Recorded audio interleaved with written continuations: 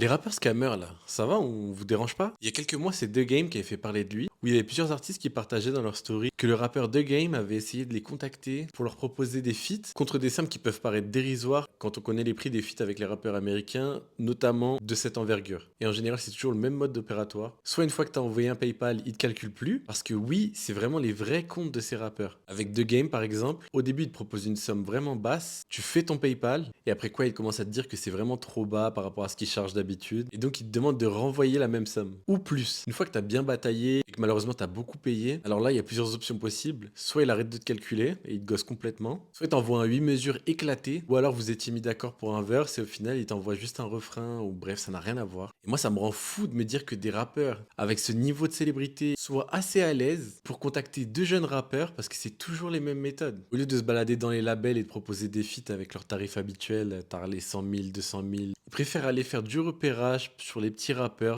qui sont en train de progresser petit à petit, mais qui n'ont pas une énorme audience non plus, et glisser leurs mains dans leur poche, sachant qu'à ce niveau-là, parfois tu payes 500 ou 1000 dollars, et c'est tout ce que tu avais à investir. Je sais que c'était arrivé à Planète Giza, qui pour le coup, eux, sont bien établis. Ils avaient partagé en story qu'ils avaient reçu un de ces messages qu'il envoie sûrement en groupé à des centaines de personnes. Et plus récemment, je suis tombé sur la story de Rimbo, un jeune rappeur français qui est venu faire ses études à Montréal, et il a partagé non pas une story avec The Game, mais avec NBA Youngboy. Et pour le coup, comme c'est encore frais, j'ai les screens à l'appui.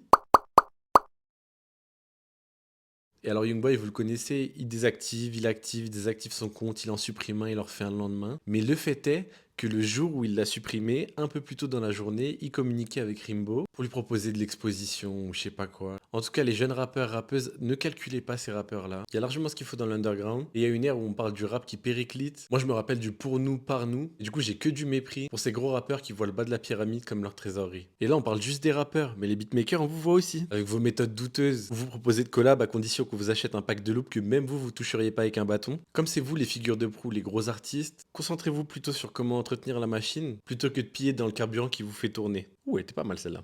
Après, je m'appelle Yanis, j'ai mon média Bonjour Hi, je vis à Montréal. Je vous parle de rap québécois, de rap tout court. Et si ça vous intéresse, abonnez-vous.